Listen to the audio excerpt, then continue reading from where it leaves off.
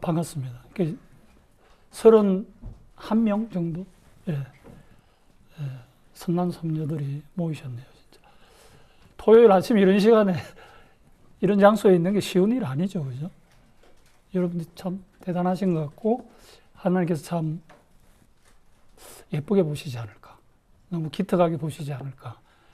사랑스럽게 보시지 않을까. 그런 생각이 듭니다. 뭐 제 눈에도 뭐 그런데, 그죠? 하나님 눈에는 오죽하시겠어요. 제가 부산 사람인데, 그 억양이 사투리가 좀 남아있을 거예요. 사투리가 군데군데 나올 수도 있고, 잘 알아서 들으시면 됩니다. 아시겠죠? 제가 그 부산대학교 사회학과를 졸업했는데요. 제가 부산대학을 처음부터 가고 싶지는 않았어요. 예. 저도 부산에서 공부하면서 서울 안에 있는 학교를 다니고 싶었고, 요즘은 인서울 뭐 이런 이야기 하던데, 특히 고대를 가고 싶었어요. 예.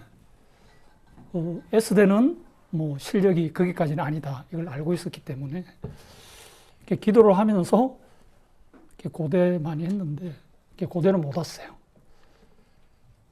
근데 오랜 세월이 지난 뒤에 고대를 너무 자주 오게 되더라고요. 또 왔잖아요. 그죠? 네. 여기가 종암동인데요. 고대는 안암동이잖아요. 그죠? 안암동 옆이 종암동이고, 그 뒤에는 도남동이고. 그래서 종암동에 있는 종암교회. 거기서 교육전도사 사역부터 해서 부목사 사역하고, 이렇게, 독일 유학을 갔었습니다. 그래서 종암동에서 사역을 한 5년 정도 했기 때문에, 그때 고대를 자주 왔었어요. 그래서 우리 아이가 태어나면서 고대 들어와서 잔디밭에서 놀고 이러면서, 하나님께서 기도는 정말 들어주시는구나, 이런 생각을 했어요. 저희 아이와 함께 고대 잔디밭에서 놀면서 제가 고대를 가고 싶었는데, 고대에서 뒤에 딸아이가 놀고 있잖아요. 그죠? 이게 우스갯소리 같지만, 하나님은 기억을 하고 계시는 것 같아요. 제가 고대 입학생으로서 고대에 들어온 건 아니지만, 어떤 형태로든 고대하고 연관을 많이 맺게 된 거예요. 실제적으로. 한국 리더십 학교에서도 만나게 되니까 또 고대를 오게 돼요. 그죠? 네, 지금 종암동 떠나서 학교 밑에 그 아차산, 구이동에 살고 있지만, 광정동. 하나님은 어릴 때 우리가 생각했던 그 기도 제목을 기억하시는 것 같아요. 100% 기계적으로 응답하시지 않을지라도 그 다른 형태로 있잖아요. 응답하십니다. 제 이야기가 뭐 저게 기도 응답이라고 이야기할까 우습게 여기는 사람도 있을 거예요. 근데요, 인생을 길게 보면 하나님의 인도 중에 결국 고대를 가는구나. 그렇게 생각할 수도 있는 거예요. 여기까지의 말에 동의를 하게 되면 그분의 미래는 하나님 인도가 더 가까이 있지 않을까, 저는 그런 생각이 들어요. 제가 보네프를 공부하게 된 이유도 뭐 비슷해요.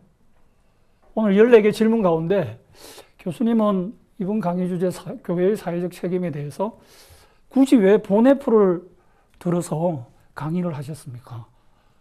이런 질문이 있었어요. 그렇죠? 그 질문 지금 이렇게 답변을 할게요. 그 질문만. 저는 85학번입니다. 생각보다 제 학번이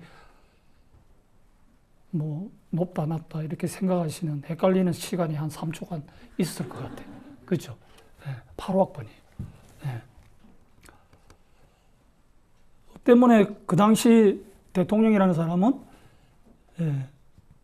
광주 민주화운동 그 배경 속에서 군사정권 쿠데타를 일으켜서 군사 반란을 통해서 대통령이 된 사람이에요. 그렇죠? 때문에 그 당시 대학생들은 시위를 많이 했어요. 데몬스트레이션. 저도 그 중에 한 대학생으로서 살았던 것 같고, 또 크리스찬이었기 때문에 고민이 많았어요.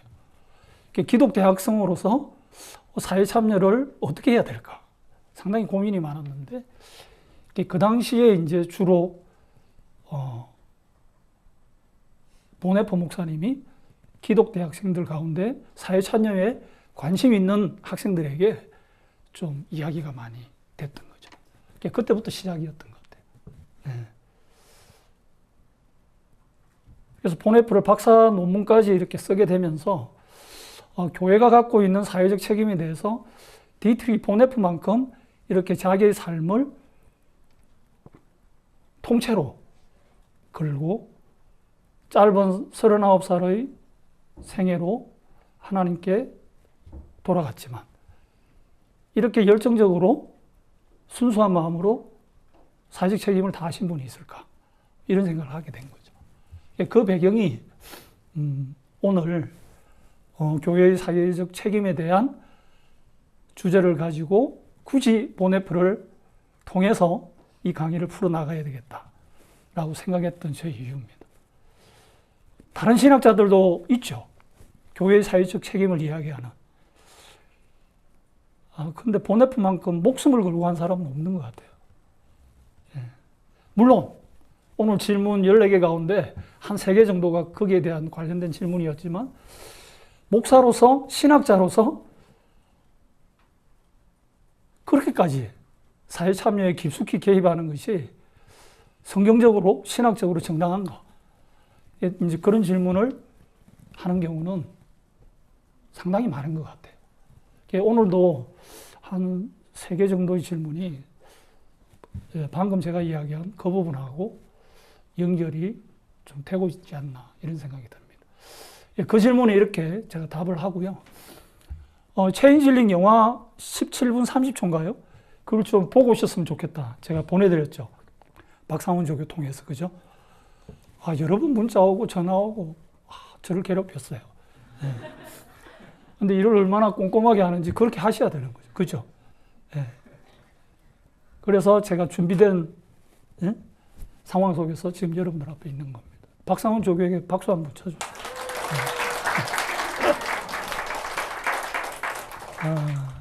그 체인질링, 그 영어 단어잖아요. 체인질링. 이제 영어 사전을 찾아보면 아이 바꾸치기 이런 뜻이에요. 아이가 있는데 다른 아이로 바꾸치기해서 어디에 내놓는 거예요. 보셨죠? 네, 엄마가 안전이랑 졸리죠? 엄마가 아이를 유괴당했어요. 그죠? 처음에는 실종됐죠. 근데 나중에 유괴였죠. 그죠? 네. 근데 경찰이 나중에 아이를 찾았다고 하면서 데려왔어요. 그죠? 5개월 만에 만났죠? 5개월. 헤어진 지 5개월 만에, 실종된 지 5개월 만에 만났는데 자기 아이가 아니죠. 엄마는 바로 알죠. 5개월 후에 만난 자기 아이에 대해서 어떤 엄마가 진짜 내 아이다, 아니다를 모를 수 있겠어요. 경찰은 뭐 5개월 동안 심리적으로 충격을 받았고 제대로 먹지 못했고 아이가 달라졌다. 뭐 이렇게 설명하죠. 그죠? 또 엄마가 정신적인 어려움에 빠져서 아이를 분간하지 못하고 있다. 그렇게 정신과 의사의 뭐 진단도 받아오고. 경찰은 이제 그런 것들을 이용해서 뭐예요? LA 경찰의 실추된 명예를 회복하기를 원했고, 경찰이 빨리 찾았다. 경찰의 실력은 이만큼 좋다. 이런 것들을 많은 사람들 앞에서 입증하고 싶어 했던 것이죠. 근데 데려와서 살지만 자기 아이가 아닌 게 점점 더 드러나죠. 아이가 다녔던 학교 선생님들도 이 아이는 그때 그 아이가 아닙니다. 자기가 정언하겠다 그러죠. 그죠? 동네 사람들도 그러고. 근데 엄마가 결국은 아니라고 끝까지 찾아가서 그 담당 경찰 뭐 핵심 그 경찰관이죠. 그죠? 예. 그 수사관에 대해서 이렇게 계속 강요를 하니까 그 사람이 마침내 어떻게 합니까? 코드 넘버 12번인가 13번을 발동시켜서 정신병자로 만들어서 바로 정신병원에 강제 수용시킵니다. 그렇죠? 네, 그러는 가운데 재미있게도요, 장로교 목사 한 분이 이 사건에 관심을 가지면서, 그죠? 아이가 실종됐다. 아이가 체인질링 됐다. 이 엄마가 또 사라졌다. 계속해서 경찰하고 대화를 합니다.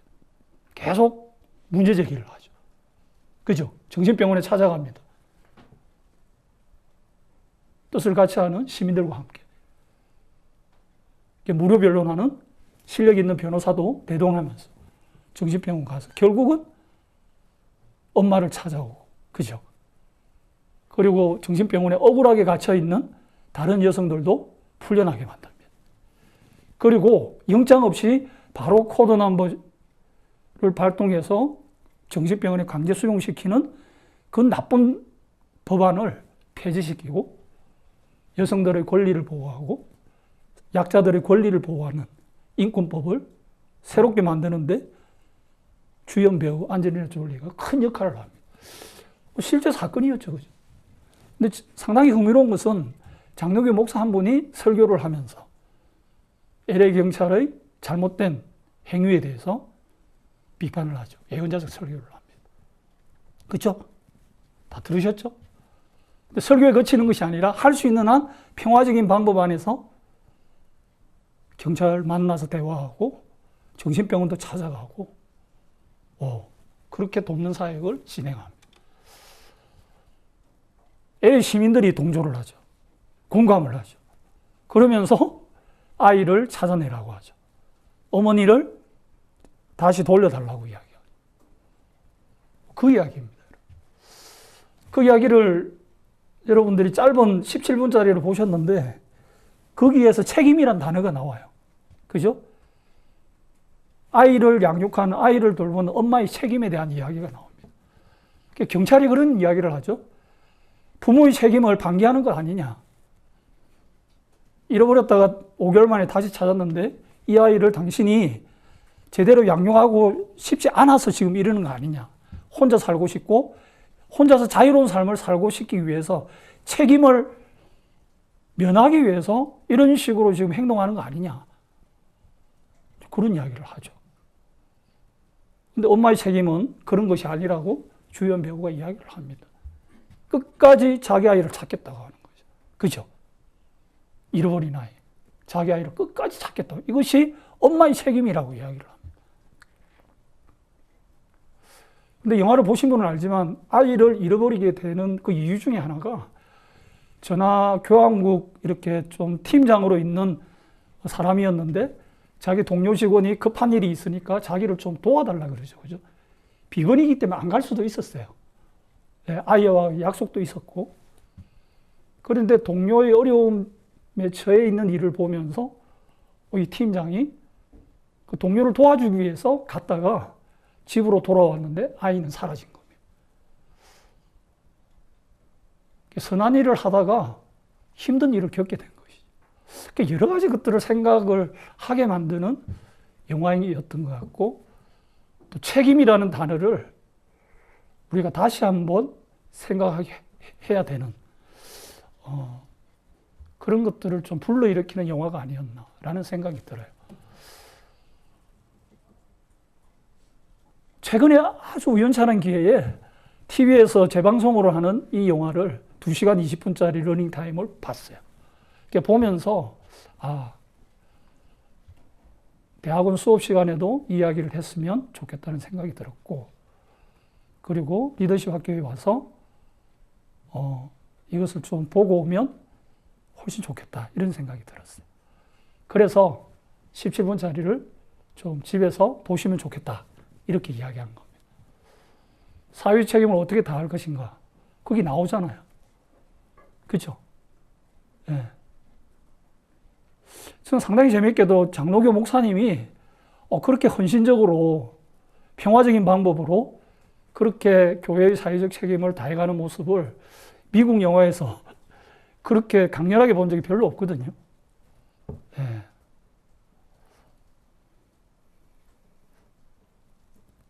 뭐 여러분들은 또 저하고 다르게 보셨을 수도 있는데 저 혼자 지금 감동이 돼가지고 혼자 쌩 난리를 치고 이런 게 아닌가 이런 생각이 듭니다. 몇몇 분의 표정을 보니까 좀 뭐 하는 거야 지금 부산옥양으로.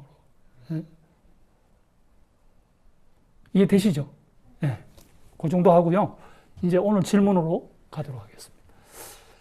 10분 정도 이야기를 하기로 했는데 이 정도 하면 될 것 같아요.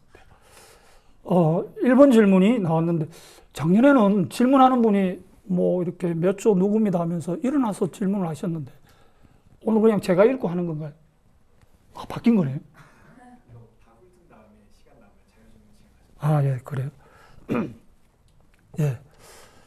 1번 질문 볼까요? 저희가 곧 7월에 떠날 유럽 필드 스타디에서 베를린 소망교회에서 특송을 하게 되었습니다.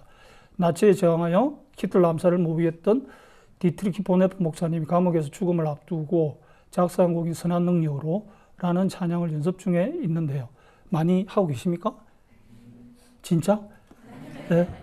해당 찬양이 쓰여진 배경, 어떤 마음으로 쓰여졌는지 알고 찬송을 부르게 되면 얻게 되는 은혜가 다를 것 같습니다. 그렇죠? 보네프 목사님이 쓰신 가사의 의미, 배경이 어떻게 될지 혹시 교수님께서 아시는 부분이 있다면 여쭙고 싶습니다. 당연히 알죠. 이걸 어떻게 모르겠어요. 전공자인데. 그죠? 예. 예. 보네프가 2년 동안 옥중 생활을 하는데, 이제 39살의 나이에 세상을 떠나기 전에 거꾸로 올라가서 2년을 계산하시면 돼요. 1943년 여름에 이제 들어가서 1945년 이제 45년 4월 9일에 부르심을 받게 되죠. 교수형으로.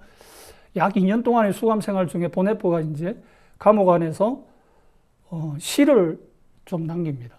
그 시가 한 10편에서 한 13편 정도 될까요? 그 시 가운데 하나가 이 선한 능력으로예요. 근데 이 선한 능력으로 이 시는 언제 쓰여졌는가 하면 1945년 4월 9일에 교수형을 당하는데 1944년 12월 25일 크리스마스가 있잖아요. 성탄절 선물로 보네프가 사랑하는 약혼녀 마리아 폰 베데마이에게 성탄 선물로 보낸 편지이죠. 그 편지 가운데 이 시가 적혀 있습니다. 그리고 사랑하는 그때까지 생존해 계셨던 보네프의 부모님들 두 분에게 또 편지를 보냅니다. 또 그 안에 이 시가 들어가 있어요. 그래서 성탄 선물로 보낸 시다 이렇게 생각하시면 됩니다. 뭐 감옥 안에서 성탄 선물을 뭘 보내겠어요, 그죠? 근데 이제 시적 감수성이 매우 풍부한 사람이었기 때문에 시를 적어서 이렇게 보낸 것 같아요. 예.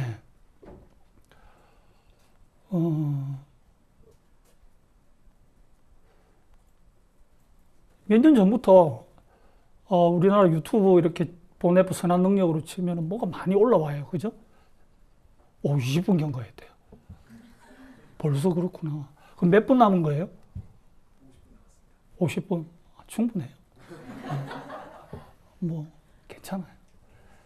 이제 1번 하니까 이러다가 어떻게 14번까지 갈까 그런 생각을 하시는 것 같아요. 괜찮아요. 네, 조절할 수 있습니다. 네.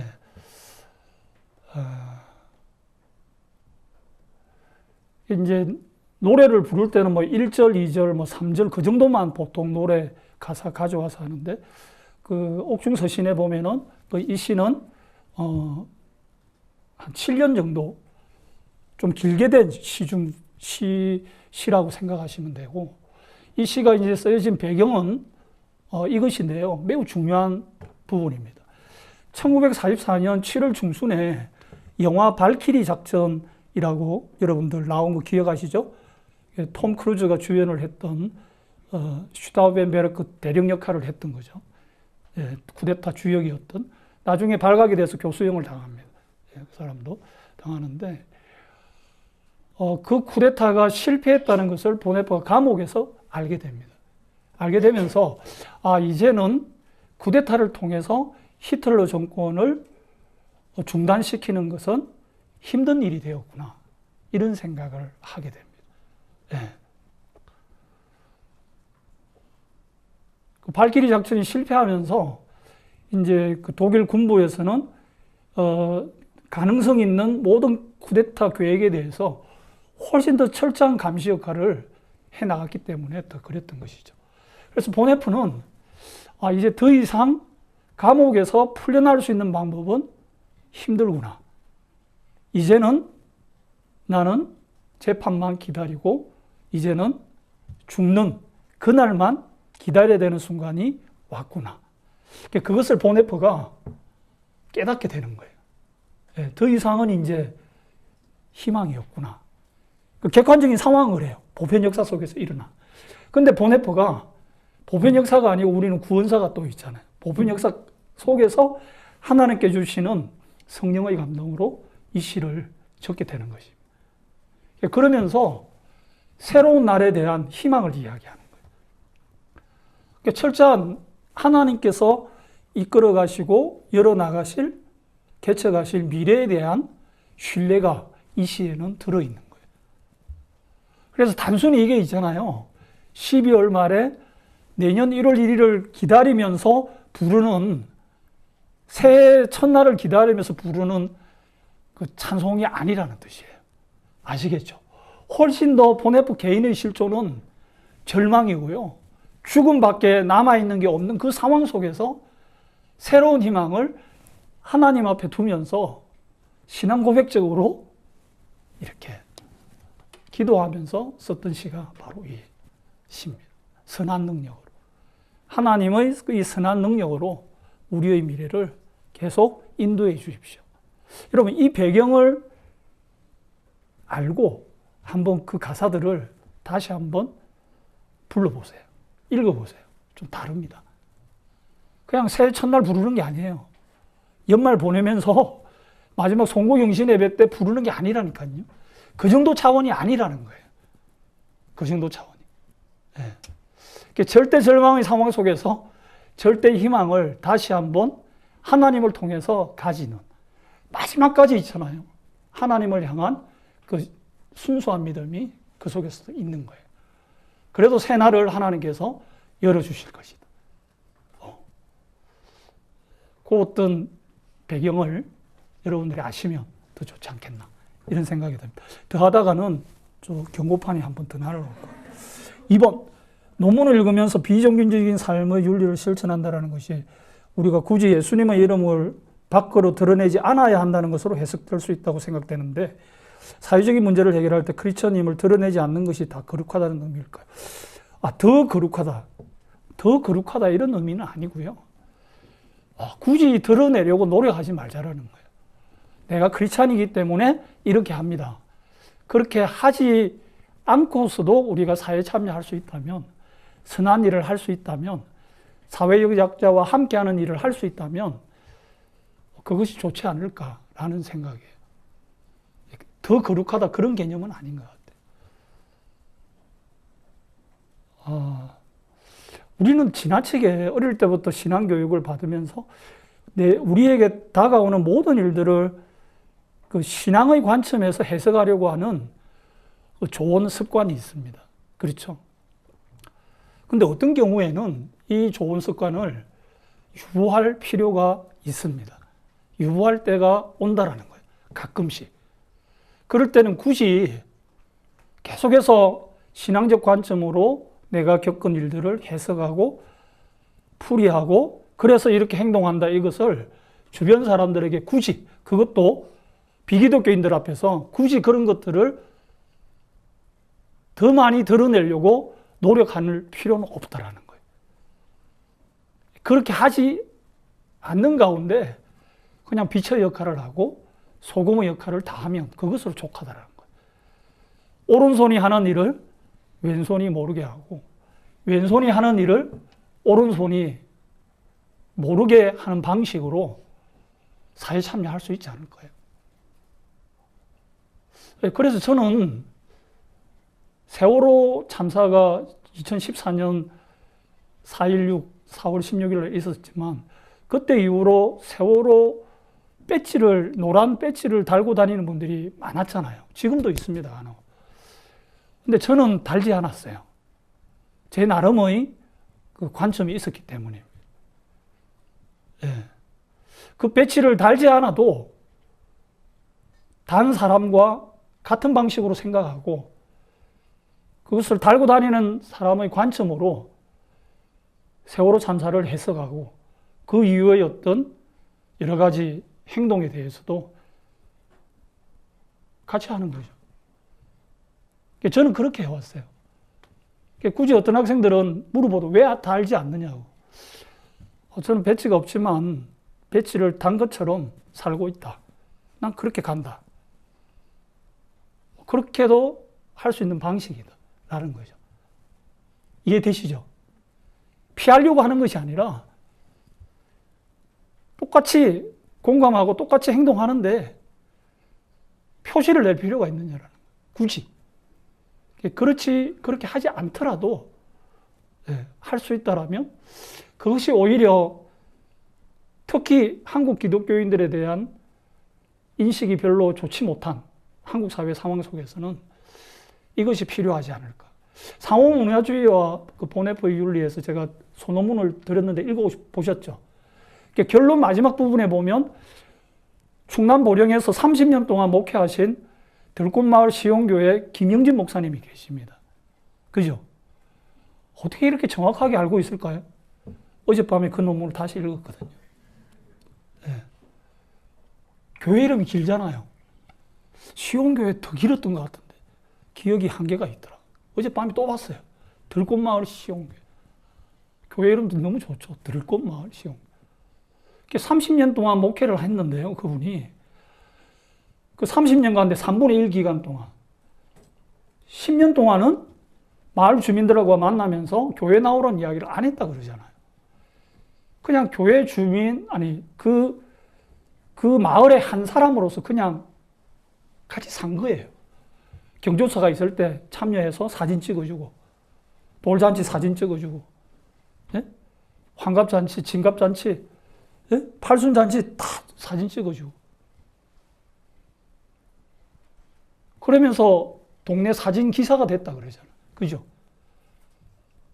그 작은 시골 학교, 그죠? 통학하는 그 버스, 통학버스에 운전기사가 됐다 그러잖아요. 교회 목사님이. 그러면서 아이들하고 같이 사는 거죠. 10년이 지나니까 동네 사람들이 자연스럽게 교회를 오더래요. 전도하지 않았는데.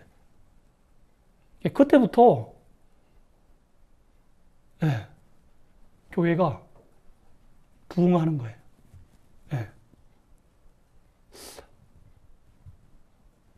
이번 9월 달에 37명의 신대원 대학생들을 데리고 또 저는 갑니다. 3년 전에 거기 갔다 왔거든요. 또 갑니다. 그 학생들. 그 교회 또 갈 거예요. 저는 그분이 비종교적인 방식으로 좀 살아가는 거예요. 마을 주민 사람들을 만날 때 그 사람들이 목사님 기도해 주세요 하면 기도하는데 그 말을 먼저 하지 않으면 절대 기도 안 하셨다고 그러더라고요. 뭐 그런 것 좀 생각해 보시면 어떨까 이런 생각이 듭니다. 그 다음 3번 비종교적인 더 이야기할 게 많은데요. 참 왜 뭐 70분으로 제한하는지 모르겠어요. 700분 주면 얼마나 좋아요. 예?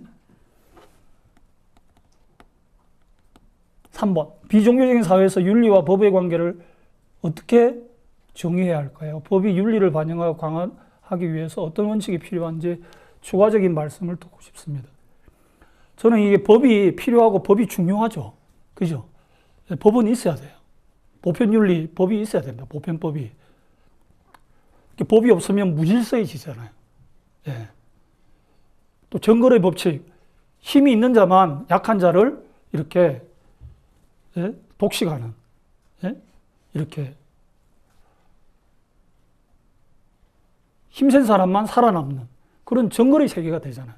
반드시 법은 있어야 됩니다.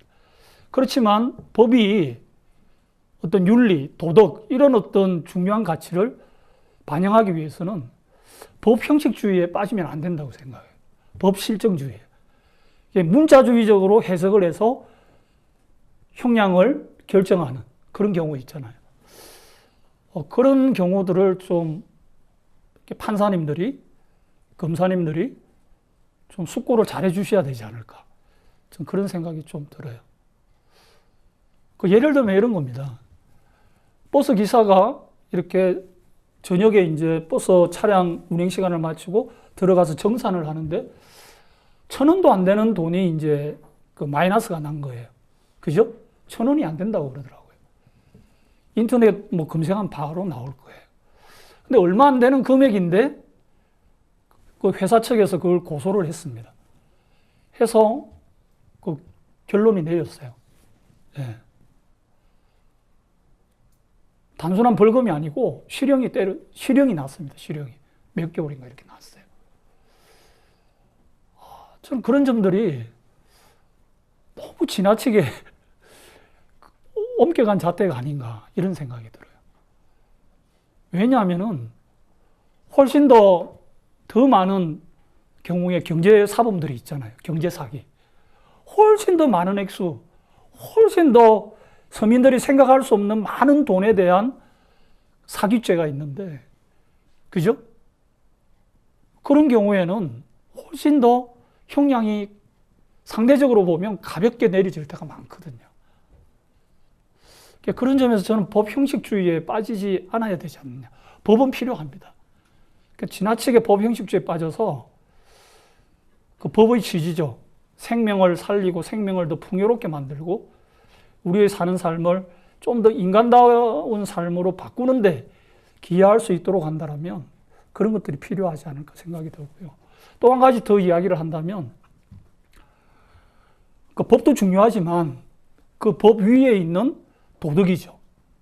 예, 도의적 책임이죠. 법적 책임도 중요하지만 저는 도의적 책임이 있다고 봅니다.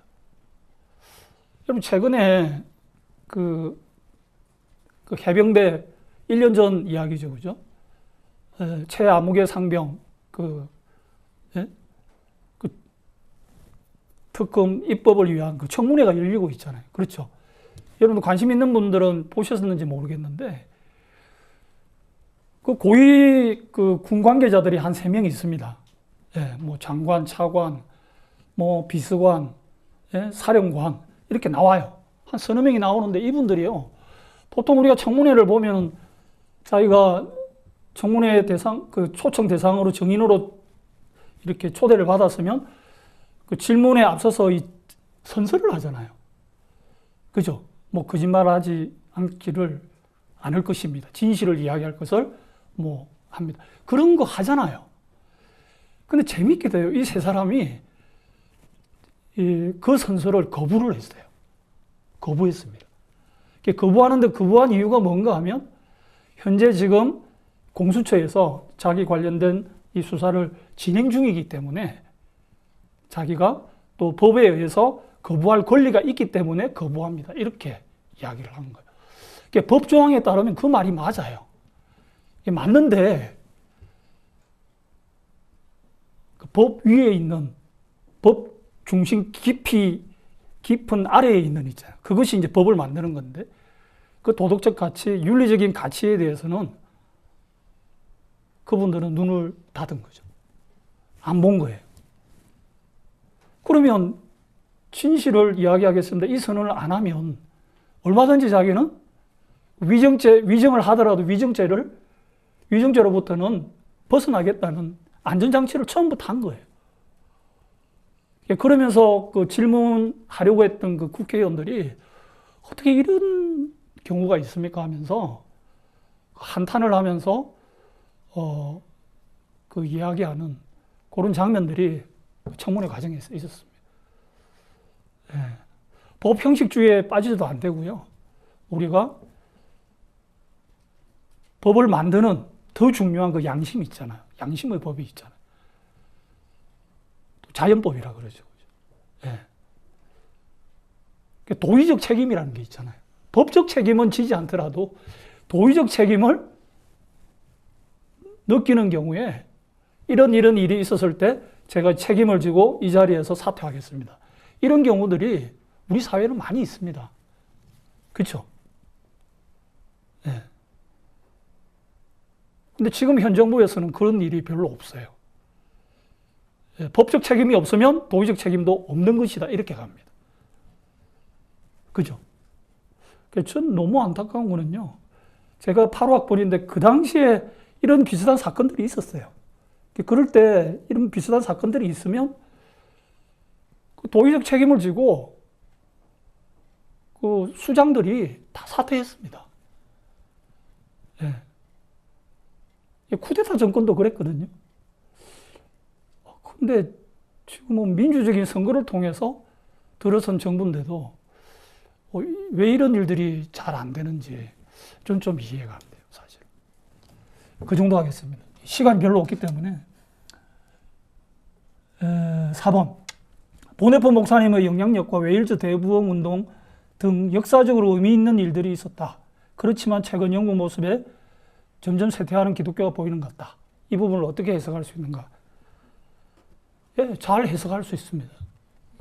예, 어떻게 잘 해석해야죠. 예. 예, 현상적으로 보면 예, 교회가 쇠퇴했고 기독교가 쇠퇴하고 있다고 생각할 수 있어요. 종교사회학자들도 그렇게 보는 것 같고요. 그럼에도 불구하고 있잖아요. 단편적으로 보면 그 말이 저는 사실이라고 봅니다. 부정하고 싶진 않아요. 쇠퇴하고 있습니다. 명목상으로. 아니, 눈에 보이는 현상으로. 명목상이 아니라. 예. 그런데 조금 더 깊이 들어가면 아직도 진정한 기독교인들은 영국에도 많이 있고요. 독일 교회 안에도 많이 있습니다. 예.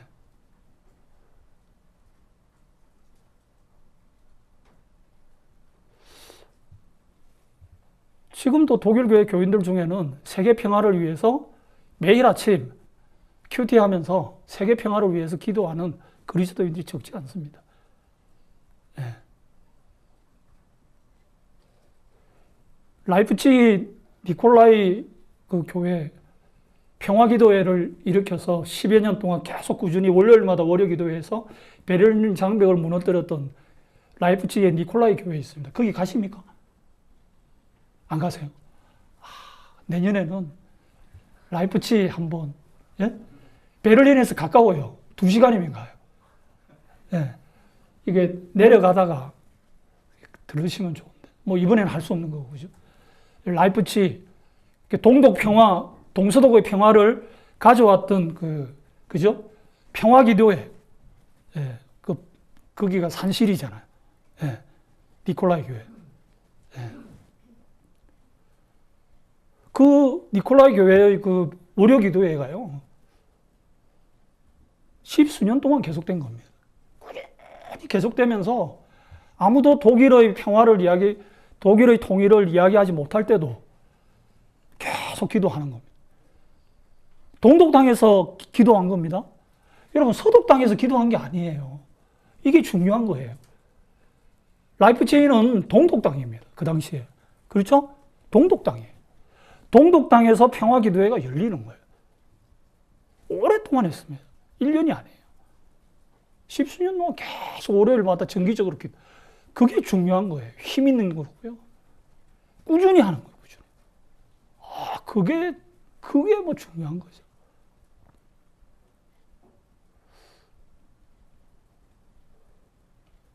지금 한국 교회가 남북 간의 평화 통일을 생각하면서 월요일이든 주중에 어떤 요일을 정해서 시간을 정해가지고 꾸준히 한 명이 모이든 100명이 모이든 500명이 모이든 하는 교회가 생겨나야 되고요. 더 많아져야 되는 거예요. 실제적으로. 중요한 거예요. 그래서 제가 볼 때는 현상적으로 그렇게 보일 수도 있지만 그러나 진실한 그리스도 일당 100 있죠. 한 사람이지만 100명을 커버하는, 한 사람이지만 1000명을 커버하는 사람들이 많이 있는 거예요. 여러분, 스파르타, 예? 그 군인들의 용맹함을 이야기했던 그 영화 300이라는 영화 아시죠? 그 300명의 용사들은요, 일당 100 정도가 아니었잖아요. 일당 1000. 이 이야기하면 결국 어떤 학생이 이야기합니다. 결국 다 죽었잖아요. 에이, 그런 이야기하면 안 돼요. 예. 결론부터 이야기하면 안 되고요. 이게 매우 중요합니다. 그렇게 좀 이해하시면 어떨까? 이런 생각이 들고요. 4번, 핵주요.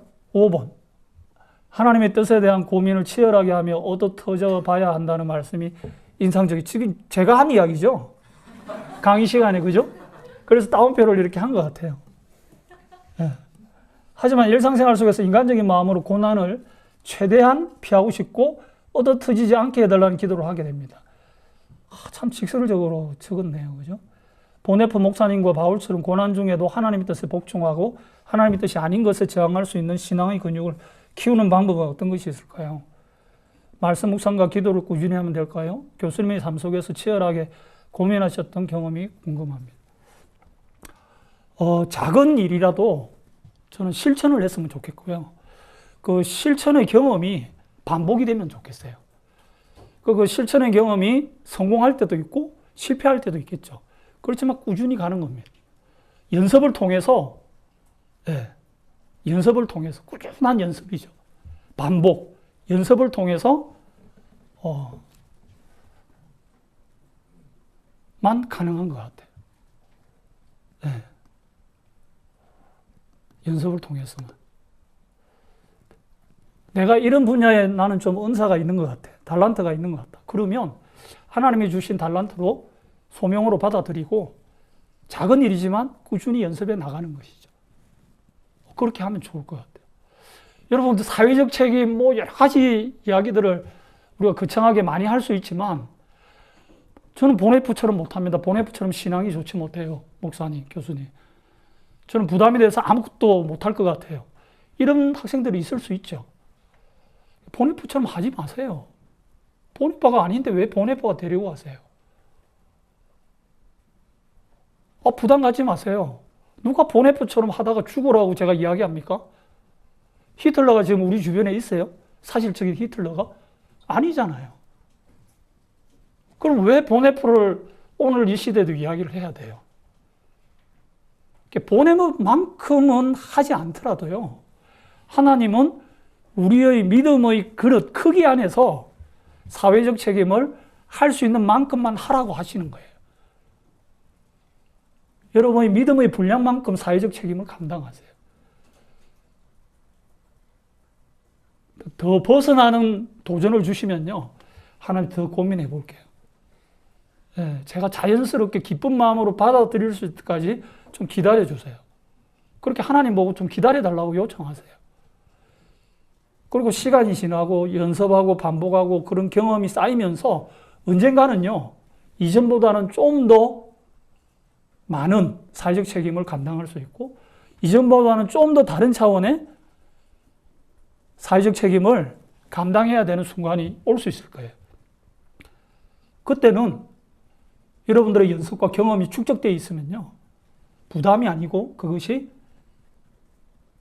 부담이 줄어든 상태에서, 부담이 사라진 상태에서, 나중에는 약간의 기쁨이 있는 상태에서 그게 다가올 거예요. 그때는 받아들이세요. 근데 대부분의 경우에는 그때도 하나님은 여러분들에게 보네프처럼 죽으세요. 그렇게 하지는 않을 거예요. 근데 문제는요, 믿음의 크기만큼, 분량만큼 하나님이 우리에게 도전을 주시는데 성령의 감동을 통해서 그만큼도 우리가 안 하려고 하는 데 있다는 거예요. 오히려 그게 문제라고 저는 생각하지. 지금 이 시대 21세기에 하나님께서 우리에게 보네프를 공부한다고 해서 보네프처럼 되라고, 가서 죽으라고 그렇게 말씀 안 하시죠. 내가 할 수 있는 만큼 이제 하세요. 하나님이 우리에게 주시는 소명은요, 어떤 경우에는 부담으로 다가올 때도 있지만 어떤 경우에는 부담이 아니라 기쁨으로 다가올 때도 있어요. 기쁨으로 다가올 때 그때 부여잡는 거예요. 그때 잡고 하시는 거예요. 작은 기쁨도 좋아요. 근데 부담이 있을 때는 내려놓으세요. 부담이 있을 때 하다가 오히려 시험 들고 주변을 망쳐요. 하다가 중단하고 막 주변을 공동체를 흐트러뜨립니다. 시작 안 하는 게 좋아. 아시겠죠? 할 수 있는 만큼만 하시라니까요. 그렇게 해서 계속 반복, 연습, 훈련, 경험, 축적 가다 보면 나중에는 내가 생각 못했던 일들을 지금 하고 있는 거예요. 5년 전보다 내가 사회적 책임을 더 많이 감당하고 있네. 그렇게 평가하는 날이 오죠. 그래서 조금씩 가까워지는 거예요. 그래서 그리스도의 장성한 분량이 채워지는 시간들이 오는 거죠. 그 과정이 있어요. 그죠? 그 시간을 기다리세요. 근데 올 때 회피하지는 마세요. 부담으로 다가오지 않을 때는. 대부분의 경우는 뭐라고요? 문제는 언제 생긴다요? 부담으로 다가오지 않는 성령님의 감동도 우리는 순종 안 할 때가 더 많다라는 거예요. 저는 그게 더 문제라고 봅니다. 뭐 이 정도 이야기하면 될까요? 6번, 신학적 기초의 가치 중 책임을 설명하시면서 절대적인 선이 실현 불가능한 상황 속에서 상대적인 악을 선택해 상대적인 선에 기여한다고 말씀해 주셨습니다. 결과적으로 서로 연장선으로 취급 가능한 부분은 맞지만 어떻게 보면 악행을 합리화한다고 볼 수 있을 것 같습니다. 이에 관해 추가 설명을 여쭙고자 합니다. 상당히 이렇게 정중한 표현을 썼네요. 그죠? 설명을 여쭙고자 합니다. 예, 답변 드리겠습니다. 보네포의 윤리는 한계 상황 속에서 현실 적합한 어떤 하나님의 뜻을 찾아서 실천하는 윤리거든요. 그런데 보네포는 어떤 특殊한 상황 속에서 이 이야기를 한 겁니다. 근데 지금 우리가 살고 있는 상황은 특殊한 한계 상황이 아니에요. 일반적인 평화적인 상황이죠. 그래서 일반적인 평화적인 상황 속에서는 보네포의 이 윤리를, 현실 적합성의 윤리를 기계적으로 적용하기에는 무리가 있어요. 그러면 왜 보네포가 지금 이 시대도 필요하다고 교수님 이야기하십니까? 이유가 있죠. 지금 평화적인 일반적인 상황 속에서도 가끔씩 때로는 한계 상황이 드러날 때가 있다는 거예요. 아시겠죠? 그럴 때는 보네포의 윤리가 필요하다는 거예요. 조금 더 구체적으로 이야기 드리면 현재 존재하는 실정법이 법의 형식을 갖추고 있지만 그 법을 가지고 권력이 국민들에게, 일반 서민들에게 폭력을 행사하고 있을 때, 법의 이름으로. 권력기관의 폭력이 지속적으로 계속될 때, 서민들의 아픔이 지속적으로 계속 생겨날 때, 그것도 법의 이름으로.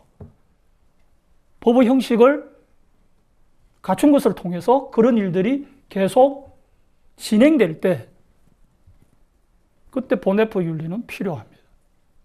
멈추라고 이야기해야 되죠. 이해되시죠? 그 권력기관의 수장이 히틀러는 아니죠. 아니지만 이 법이 국민들의 기본권을 침해하고 국민들의 평안한 삶과 풍성한 생명의 삶을 고양시키기보다는 오히려 말살하고 사라지게 만들 때, 그때는 보네포 윤리가 필요한 거죠. 가끔씩 살다 보면 그럴 때가 있죠. 1980년 5월 18일이 그런 날이었습니다. 5.18. 이전에는 광주 사태, 지금은 광주 민주화 운동이라고 그러죠. 광주 가면 광주 항쟁이라고 그래요. 그 시민들은 그렇게 이야기합니다. 광주 시민들. 그럴 수 있을 것 같아요. 계엄군이 광주도청을 공격했을 때. 그죠? 일반 법이 시민의 삶을 보호하지 못하잖아요. 오히려 공격하고 있고 시민의 권리를 침탈하고 있고 생명을 빼앗고 있어요. 그럴 때는 어떻게 해야 돼요? 방어권 차원에서, 정당 방위 차원에서 그 시민들이 계엄군들과 함께 붙을 수밖에 없는 거예요. 그런 상황들이 생겨요. 아주 극단적인 경우죠. 1980년 5월 18일 날 있었던 역사적인 사실입니다. 근데 그런 어떤 극단적인 사건이 아니더라도 우리가 살다 보면 가끔씩 법의 이름으로 진행이 되는데 그 법의 이름으로 기본권이 침해되는 경우들이 있어요. 그럴 때 있잖아요. 예. 악이 선으로 위장될 때, 불의가 정의의 이름으로 나타나고 있을 때, 그럴 때는 보네포 윤리가 필요하다고 봅니다. 정당방위 차원에서, 정당방. 그러나 그런 일들이 계속되어서는 안 되는 거예요. 보네포는 하얀 거짓말, 선의의 거짓말이 필요하다라고 생각을 했던 것 같아요. 교시대표 수장에게 신문을 받을 때도 거짓말을 하거든요. 언제부터 참여했습니까? 뭐 이런 거 할 때 그 거짓말을 하더라고요. 네.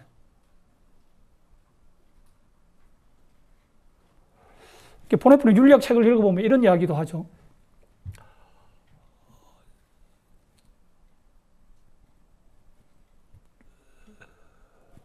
악한 사람이 진실을 이야기하는 것보다 선한 사람이 거짓말을 하는 것이 더 나을 수 있다. 이런 이야기를 해요.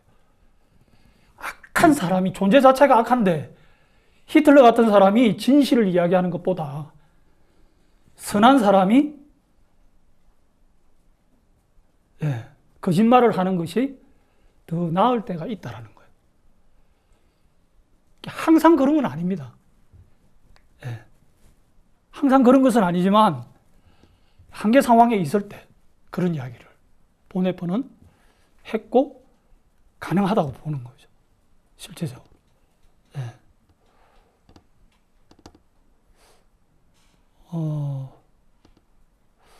근데 이런 이야기를 하면 여러분들은 의아해합니다. 어떻게 목사님이 신학자가 거짓말을 할 수가 있더라고 이야기하죠. 여러분들 지금 얼굴 표정이요. 지금까지 살면서 한 번도 거짓말 한 적이 없다는 그런 표정이에요. 우리 알고 있잖아요. 우리 자신을. 우리도 가끔씩 거짓말 하잖아요. 선의의 거짓말도 하고요. 때로는 비선의의 거짓말도 합니다. 의도적인 거짓말도. 그런데 왜 보네프가 이 이야기한 거에 대해서는 그렇게 날카로운 비판을 하는지 모르겠어요, 저는. 근데 보네프가 그렇게 한 거는 사람을 살리기 위해서 그렇게 한 거거든요. 악한 사람들 앞에서. 유대인의 생명을 지키고 보호하기 위해서. 그죠? 그렇게 한 거거든요. 타인의 생명을 더 살려내고 지키기 위해서라면 때로는 내가 죄인이 될 수도 있다. 이게 보네프의 심정이었어요. 그래서 보네프는요, 쿠데타에 참여하면서도 자기를 정당하다고 느끼지 않았어요. 나는 의로운 행동을 한다. 그렇게 생각하지 않았어요. 나의 행위에 대한 옳고 그름에 대한 판단은 오직 하나님의 손안에 있다. 그렇게 이야기했어요. 임, 한트, 데스, 고테스. 그렇게 이야기했어요. 임, 고테스, 한트. 독일 말로 하면. 하나님의 손안에 있다 그랬어요. 하나님이 판단하실 일이지 내가 정의로운 행동을 했다고 해서 내가 정당하다 이게 아니라는 거예요. 여러분 사회 참여할 때 이게 매우 중요해요. 보통 사회 참여에 관심 있는 사람들은요. 의로운 투사가 됩니다. 의로운 분노를 자주 발휘하고요. 행동으로도 발휘하고 말로도 해요. 그러면서 상대적으로 그런 일에 참여하지 않는 사람들을 무시하거나 비판하거나 그렇게 하죠. 왜 안 하지? 하면서. 그거 상당히 조심해야 돼요. 그거는 보네프가 말하는 이데올로기적 행동입니다. 보네프는 사회적 책임을 다할 때 이웃을 위해서 하나님 앞에서 자기를 정당하다고 여기는 것은 이데올로기적 행동이라고 그랬어요. 하나님 앞에서 이웃을 위하는 책임적인 행동은요. 나의 행동의 정당성에 대한 판단은 하나님께 맡긴다고 해서 그 겸손함이 필요해요. 우리에게. 이게 좀 있어야 됩니다. 이 겸손함이 동반되지 않으면요. 여러분들이 어떤 정의로운 행동을 한다고 하더라도요. 개인은 물론 그 공동체가요. 무너지는 것은 시간 문제예요. 자기만이 옳다고 얘기잖아요. 우리 팀만이 가장 옳다고 강하게 주장할 때 상대방은 옳지 않다라고 완전히 무시하거나 적대시할 때 판단할 때 거기에서 문제는 생긴다고 저는 봅니다. 겸손함이 필요해요. 아시겠죠? 여러분들 평화 관심 가지고 사회적 책임 관심 가지고 너무 좋아요. 이 젊은 날에 그런 관심을 가진 사람들이 그렇게 많지 않잖아요. 여러분들이 그루터기고 하나님의 택한 자녀들이죠. 그 중에서도. 그렇지만 이 선민 사상이요. 교만으로 빠지지 않기를 저는 바랍니다. 겸손함을 갖춘 상태에서 좀 진행이 됐으면 좋겠습니다. 이 정도 하면 되겠죠. 그죠? 교회 중고등부 아이들과 그 외 제 삶에 스며든 사람들과 요즘 스며든다 이야기를 많이 하더라고요. 그죠? 좋은 인격적 관계를 쌓고 싶습니다. 말씀 읽기와 기도만 열심히 하면 되는 걸까요? 인격을 중요하게 생각하실 이유를 좀 더 설명해 주세요. 예, 인격적인 만남이 저는 필요하다고 봐요. 뭐 말씀에 대한 확인, 기도에 대한 확인, 중보기도 뭐 우리가 영어로 뭐 또 문자로 주고받으면서 중요한데, 대면으로 만나서 횟수를 줄이더라도 실제 그 페이스 투 페이스죠. 얼굴과 얼굴을 맞대고 대화하고 이야기 나누고 기도하고 그런 것 저는 중요하다고 봅니다. 근데 만나서 뭐 너무 말씀 많이 읽고 기도 많이 하고 너무 그러지 말고요. 그냥 노세요. 중고등부 애들하고. 말씀 읽고 기도하는 거는 교회에서 하고요. 바깥에서 만날 때는 그냥 떡볶이 같이 먹고요. 마라탕 같이 먹고. 그냥 노세요, 그냥. 이런 시간들이 필요합니다. 이게 비형식적인 만남, 비공식적인 만남에서 어떤 인간관계가 형성이 안 되잖아요. 그러면 교회 와서 아무리 이렇게 좋은 이야기를 나누어도 그것이 50%밖에 안 됩니다. 네. 나머지 50%는 제가 볼 때 이게 기계적인 산술평균은 아닐지라도 어느 정도는 이 비형식적이고 비종교적인 만남 속에서 이런 것들이 커 나가는 것 같아요. 효과가 더 있는 것이죠. 그죠? 네. 분명히 있습니다. 네. 교회에서 그렇게 한번 해보세요. 작년에는 없었던 질문 중에 하나가 이 7번 이 질문이에요. 작년에는 중고등부 아이들 이야기 안 나왔거든요. 네. 1번 문제도 작년에 없었던 질문이고. 네. 그죠? 그때 4번도 그랬던 것 같고. 네. 8번. 살아가다 보면 제 삶이 제가 살아가야 할 목적에 부합하는지 의문을 던지게 될 때가 있는 것 같습니다. 제가 그리스도인으로서 살아가는 목적이 그리스도의 오심과 그 안에서 살아가는 모든 사람들이 예수 그리스도를 만나게 되는 것인지 확인하는 방법이 있을까요? 교수님은 어떻게 확인하시며 나아가는지 알고 싶습니다. 참 되게 중요한 질문이고 근본적인 질문인 것 같아요. 제가 계속해서 질문을 읽었습니다. 어쩌면 가장 답하기 어려운 질문이 이 질문이었던 것 같아요. 네. 그냥 너무 쉽게 답하면 내가 전도 많이 하고 있는가? 내가 전도한 사람이 몇 명이나 되는가? 뭐 이렇게 답을 하면 너무 빨리 끝나요. 그죠? 근데 질문하신 분도 이 답을 원치는 않는 것 같아요. 네. 그런 고민을 하면서 전도에 대한 것도 답이 될 수 있지만 또 다른 답이 될 수 있는 것도 없을까? 제가 고민을 좀 했습니다. 네. 저도 뭐 정답이라고 생각하지는 않지만 그 답 가운데 하나는 되지 않을까? 좀 그런 생각을 하면서 답변을 드릴게요. 저는 마태복음 25장 말씀이 중요하다고 봐요. 네. 그 양과 염소의 비유 있잖아요. 그죠? 양과 염소의 비유. 그 양과 염소의 비유, 지극히 작은 자에게 한 것이 곧 나에게 한 것이다. 예수님께서 그렇게 말씀하시잖아요. 심판주께서. 물 한 그릇, 그죠? 옷 한 벌, 빵 한 조각, 그 이야기잖아요. 그죠? 나에게 요청했을 때 거절하지 말고 이렇게 주는 것이죠. 예. 전도를 통해서 교회의 삶을 회복하고 또 확장시켜 나가는 이런 것들도 중요하지만 마태복음 25장에 있는 양과 염소의 비유, 이런 것을 좀 적용하면 어떨까 생각이 들어요. 예.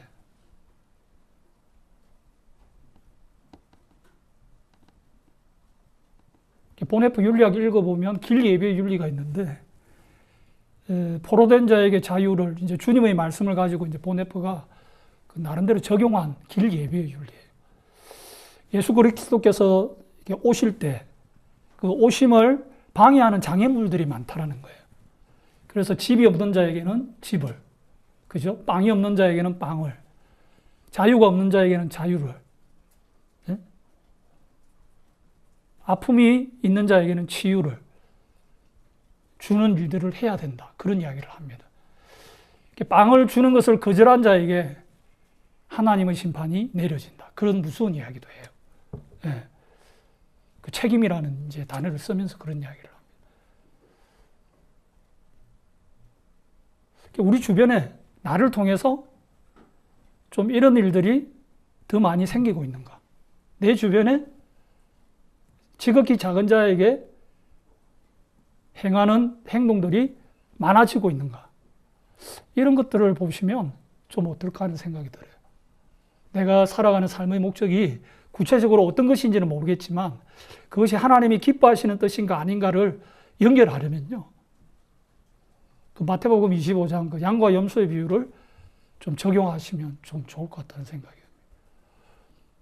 우리 교장 선생님 그 동서하고 계시지만 그 21세기 책임의 윤리 거기에서 이제 쓰신 그 내용이 생각이 나는데 그 지극히 작은 자에게 한 것의 윤리 그 이야기를 하시거든요. 작은 자에게 행하는 윤리. 이게 저는 상당히 중요하다고 봐요. 네. 영화 가디언이라는 영화가 있습니다. 가디언. 인명구조대 이야기인데요. 그 바다에서 뭐 강가에서 이렇게 특히 바다죠. 물놀이 하다가 그 다음에 고기잡이 어선들 위험에 빠졌을 때, 생명의 위험에 빠지게 되었을 때 인명구조원들이 헬리콥터 타고 가서 이제 구조해 주는 거예요. 그 주연이 이제 케빈 코스터인데요. 젊은 사람, 수영 선수, 뭐 올림픽 메달리스트가 이제 들어옵니다. 그러면서 케빈 코스터가 그쪽 방면에 이제 전설인데 교관으로 이제 가르치거든요, 학생들을. 근데 이제 배우는 그 학생들 중에서 올림픽 메달리스트 이 선수가 교만한 거예요. 그러면서 이제 자기가 경쟁해서 더 많이 자기는 케빈 코스터보다 더 많은 사람을 구조하겠다. 그런 이야기를 합니다. 네. 예를 들어서 뭐 5년 동안 근무를 했는데 100명을 케빈 코스터가 구했어요. 사람들을. 근데 이 사람은 자기는 뭐 5년 동안 120명을 구하겠다. 당신보다 더 많이 구하겠다. 그런 이야기를 막 합니다. 그때 케빈 코스터는 이런 이야기를 해요. 나는 몇 사람을 더 구해내느냐 거기에 관심이 없다. 그러면서 하는 이야기가 이래요. 나는 구하려고 했는데 내가 구하지 못한 사람들이 몇 명인가. 그것이 지금도 나의 기억을 떠나지 않는다고 이야기합니다. 저는 그 영화를 보면서 그 대사가 아직까지 마음에 남아 있습니다. 네. 여러분 영화를 보시면서 중요한 대사, 명대사들이 있잖아요. 그거는 일반 은총 속에서 성령님이 우리에게 도전하시는 거예요. 그때는 기록을 하실 필요가 있어요. 이런 대사들이 저는 영화 볼 때 가끔씩 있습니다. 여러분 그런 거 없어요? 명대사. 자기가 구하려고 했지만 구해내지 못했던 사람이 있잖아요. 여러분 예수님께서 이 세상에 오셨는데 잃어버린 사람을 찾으러 오셨다고 그랬어요. 잃어버린 양을. 우리 주변에 있잖아요. 잃어버린 양이 누군지 생각해 보실 필요가 있어요. 그 잃어버린 양에 대한 그 관심 가져야 됩니다. 그것을 좀 늘 생각한다면 이 답에 대한 질문의 하나가 되지 않을까 이런 생각이 들었어요. 이 답하기 위해서 또 밤늦게 가디언을 찾아가지고 옛날 기억을 소급했습니다. 네. 중요한 명대사가 많아요. 그 다음에 몇 번입니까? 9번. 타인의 악에 대해 차악을 선택함으로써 정의를 실현하여 차선을 달성할 때 분노에 중독되거나 심판하는 태도가 갈라지는 것을 피하기 어려운 것 같습니다. 이 문제를 어떻게 해야 될까요? 이 9번 질문은요, 그 6번 질문하고도 그 연결이 저는 된다고 봐요. 그죠? 네. 네. 아까 이야기했죠. 분노에 중독되면 안 되고요. 우리가 겸손함을 갖춰야 됩니다. 사회적 책임을 다하는 그 순간에도 내가 의로워서 이 행동을 하는 게 아니고 이 행동을 했기 때문에 내가 의로워지는 게 아니고요. 하나님께서 판단하신다고 생각을 하고요. 겸손한 마음으로 참여해야 됩니다. 그리고 참여하지 않는 다른 사람들에 대해서 여러분들이 비판하시면 안 돼요. 그분들도 때가 되면 참여하실 수 있고요. 또 그분들의 달란트는 골방에서 기도하는 달란트 있어요. 나는 길가에서 평화적 시위하는 달란트를 받을 수도 있고요. 이게 달란트론이에요. 은사론이고. 근데 고재일 교수님은 어느 쪽이에요? 저는 골방은 아닌 것 같아요. 네, 저는 골방의 기도는 적게 하고요. 평화적 시위는 더 많이 하는 편이에요. 자기가 자기를 알아요. 그러면 거기에 충실하세요. 솔직하게. 그런데 상대방은요. 미워하거나 비판하거나 하지 마세요. 때가 되면 함께 합니다. 때가 되면 함께 해요. 여러분 1987 영화 보세요. 왜 자꾸 영화 이야기합니까? 제 과가 기독교와 문화예요. 우리 교장 선생님이 문화선교연구원 하면서 국제사랑영화제 뭐 십몇 년 동안 해오셨잖아요. 집행위원장. 1987 영화를 보시면 시청광장에 100만 명이 모입니다. 평화적 시위를 해요. 85년도에 100만 명이 시청광장에 모였을까요? 안 모여요. 86년? 84년? 83년? 80년? 안 모였어요. 양질 전환의 법칙이 있어요. 이게 임계점에 다다르면요, 이게 폭발하는 거예요, 여러분. 87년 6월 10일 이후에 6월 말까지가 그랬어요. 한국 사회 민주화 운동의 역사를 보면. 아시겠죠? 예. 그때는 같이 하는 거예요. 근데 그전에는 하나님이 내게 주신 달란트를 정직하게 돌아보면서 검토하고 거기에 충실하는 거예요. 아까 이야기했죠. 부담이 안 되는 선에서 하세요. 부담이 안 되는 선에서. 아시겠죠? 고등학교 때, 중학교 때 수련회 많이 가잖아요. 겨울 수련회, 여름 수련회. 가서 마지막 날 이렇게 전도사님이 이렇게 찬양 열심히 하고 기도 열심히 인도하면서 우리가 이제 헌신하잖아요. 그러면서 뭐 고등학교 1, 2학년들 한 10명이 나왔어요. 제 동기들도 많이 나갔습니다. 대여섯 명 나온 것 같아요. 전부 은혜 받아가지고요. 선교사가 하겠다. 해외 선교사. 그때는 해외 선교사밖에 없었으니까. 네.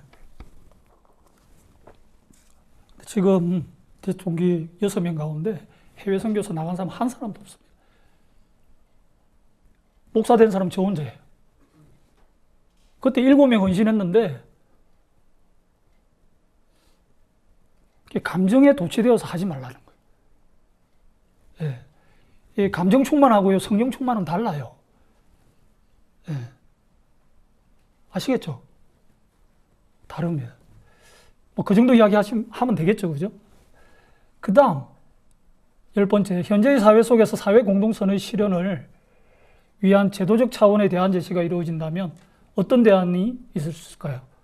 예, 저는 사회 정의는 사회 제도를 통해서 정의의 실천과 확대, 여기에 기여하는 윤리가 사회 정의, 그리고 사회 윤리라고 저는 생각을 합니다. 저는 건전한 시민운동이 필요하다고 봅니다. 예. 그리고 건전한 시민운동 차원에서 기독 시민운동도 있을 거고 일반 사회인 시민운동도 있을 텐데 평화적인 방법 안에서 계속해서 필요한 제도를 이야기하는 거예요. 국가에, 관련 행정기관에 계속 이야기하는 겁니다. 끊임없이 이야기하다 보면 생기는 것이죠. 물론 시간이 더딜 수도 있는데 힘을 모아서 할 필요가 있습니다. 챌린징 영화를 봤을 때 많은 사람들이 움직였잖아요. 근데 법이 바뀌잖아요. 그죠? 그렇게 우리가 좀 했으면 좋겠고, 지금 우리 사회에 여러 가지 개선돼야 될 게 너무 많지만, 저는 가장 큰 것 중에 하나가 비정규직 노동자와 정규직 노동자 사이의 갈등이라고 생각해요. 그래서 옛날에는 노동자밖에 없었는데, 근로자밖에 없었는데, 지금은 정규직과 비정규직으로 나눠져 있잖아요. 같은 노동자의 어떤 그 생태계가 분열과 갈등으로 되어 있거든요. 그죠? 이런 점들이 저는 너무 안타깝다고 생각을 합니다. 영국도 그렇고 독일도 그렇고 비정규직은 있어요. 그렇지만 비율이 낮아요. 한국 사회는 비율이 많이 높은 것 같아요. 상대적으로. 그리고 임금의 차이도 상당히 우리나라가 훨씬 더 그 격차가 큽니다. 뭐 점점 좋아지고 있지만 이런 점에 있어서 우리 교회와 또 시민들이 힘을 합쳐서 좀 바꿔 나가기 위한 제도 개선들 좀 해야 되지 않을까, 좀 그런 생각이 듭니다. 한 가지 이제 예를 들었죠, 그죠? 그 저출산 문제도 마찬가지예요. 저는 이게 사회제도의 개선이 따르지 않으면 힘들다고 보고, 목사님들이 강단에서 창세기 1장에 있는 생육하고 번성하라 이 말씀만 계속 설교한다고 해서 해결되는 문제는 아니라고 보거든요. 그렇잖아요. 그죠? 그 제도적 장치, 제도적 개선에 대한 여러 가지 문제들, 여러 가지 문제, 경제 문제, 교육 문제 다 들어가겠죠. 그죠? 고민이 필요하고 계속해서 대화하면서 만들어 가야 된다고 생각합니다. 11번 위임론. 상호 견제가 없는 곳에서는 하나님의 위임이 일어나지 않는다라는 개념이 흥미로웠다. 예. 이건 제가 한 이야기예요. 예.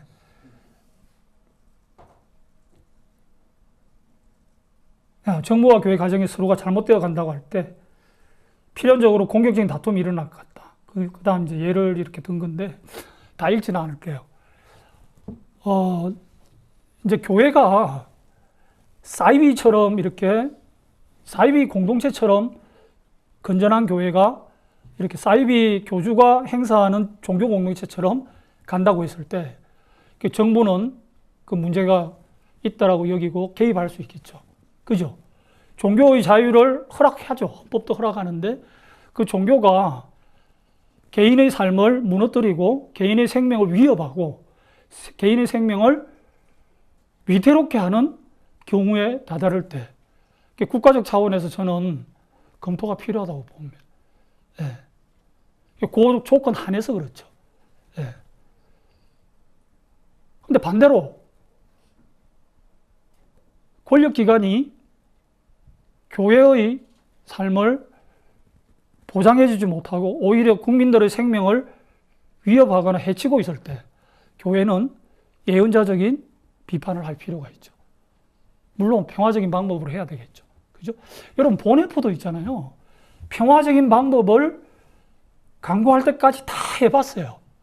그런데 전쟁이 일어난 거예요. 2차 세계대전이. 전쟁이 일어나기 전까지는 평화적인 방법으로 사회적 책임을 다했습니다. 근데 2차 세계대전이 발발하면서 너무나도 많은 사람들이 죽어가고 있는 것이죠. 그런 상황 속에서 뭐예요? 보네포는 이제는 평화적인 방법으로는 어려울 것 같다.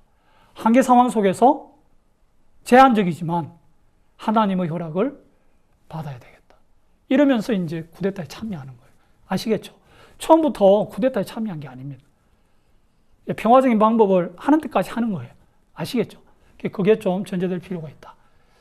그렇게 생각하시면 될 것 같습니다. 정교 분립 이것도 마찬가지예요. 같은 차원에서 생각하시면 됩니다. 종교는 종교의 기능을 제대로 하기 위해서, 국가는 국가의 기능을 제대로 하기 위해서 이렇게 정교 분리 원칙이 헌법에 있는 거예요. 근데 법의 원칙을 위배하고 있을 때는 다른 태도를 취할 필요가 있는 것이죠. 이해되시죠? 그죠? 그래서 제가 아까 이야기했던 법 형식주의와 법 실정주의에 빠져서는 안 된다. 그 이야기를 한 겁니다. 예. 그 다음에 12번. 독립과 전쟁 이후 대한민국이 세워지기까지 많은 기독교인들의 노력과 희생이 있었다. 그런 측면에서 오늘 한국교회는 한국사회 주류에 속하고 쭉 이해했고요. 마지막에 한국교회가 윤리적 주체로서 회복되기 위한 어떤 것부터 해야 되나요? 저는 회개부터 해야 된다고 생각합니다. 회개. 예. 그 독일 교회가 2차 세계대전이 끝나고 난 다음에 슈투트가르트에 모여가지고 범죄 그 죄책 고백 선언문을 냅니다. 세계교회 앞에서. 예. 우리가 히틀러 압제 밑에서 더 용기 있게 싸우지 못했고, 더 용기 있게 약자들을 돌보지 못했고, 더 용기 있게 그들과 함께 하지 못했다. 거기에 대해서 회개합니다. 그런 부분들에 대해서 회개가 철저히 있고 난 다음에 독일 교회가 이전 교회하고 다른 모습으로 이제 완전히 바뀌거든요. 고백교회 정신을 이어가는데 히틀러에 저항했던 타자를 위한 교회로서 살아가는 거죠. 예. 우리도 마찬가지입니다. 한국 사회에서 기득권의 자리에 있는 그 그리스도인들이 많이 있죠. 그 가운데서 우리들이 진정으로 해야 될 것은요, 진정한 회개입니다. 진정한 회개고, 여러분 요즘 영화들 보세요. 드라마 보시면 한국 교회를 폄하하고 한국 교회 목회자들을 폄하하는 그 장면들이 너무 많잖아요. 근데 많은 사람들은 그 감독이 나쁜 사람이다, 연출가가 나쁜 사람이다, 작가가 잘못됐다, 뭐 그렇게 비판하잖아요. 한편 일리가 있지만요. 근데 많은 부분에서는 우리의 책임이 있는 거예요. 우리가 그만큼 잘 못하고 있는 거죠. 잘 못하고 있는 사례들이 많다라는 것을 일반 사회인들이 알고 있는 거예요. 그래서 그렇게 나오는 거거든요. 이 회개운동 차원이 저는 필요하다고 봅니다. 네. 지금 뭐 제가 속해 있는 예장 통합측도 지금 뭐 부끄러운 일들을 지금 총회 차원에서 하고 있잖아요. 그죠? 네. 정말 회개해야 됩니다. 너무 부끄럽고, 네, 그렇습니다. 네. 자, 13번. 교수님께서 강의 주제에 대해 특별히 보네프 목사님의 생애와 연관지어 강의하시게 된 계기가 궁금합니다.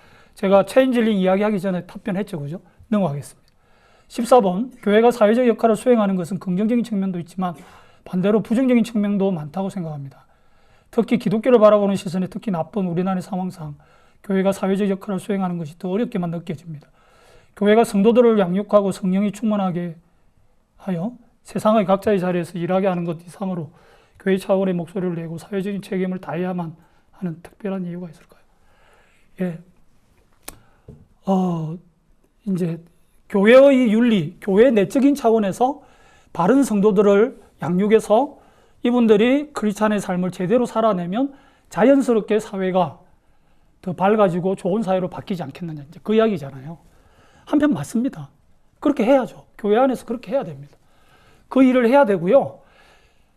제가 사회적 책임을 교회가 해야 된다는 그 이야기는요. 교회에서 그 교인들을 크리스찬의 바른 삶으로 양육하는 일을 중단하면서 사회적 책임을 다하는 쪽으로 가야 됩니다. 그 이야기를 하는 게 절대 아니에요. 오해하지 마세요. 보네프조차도, 보네프는 교회의 1차원적 차원, 교회의 어떤 존재죠. 그 다음 교회의 2차적 차원, 과제죠. 교회의 첫 번째 과제, 교회의 두 번째 과제 이야기를 하면서 사회적 책임을 이야기하는 거거든요. 보네프는 두 가지를 다 이야기합니다.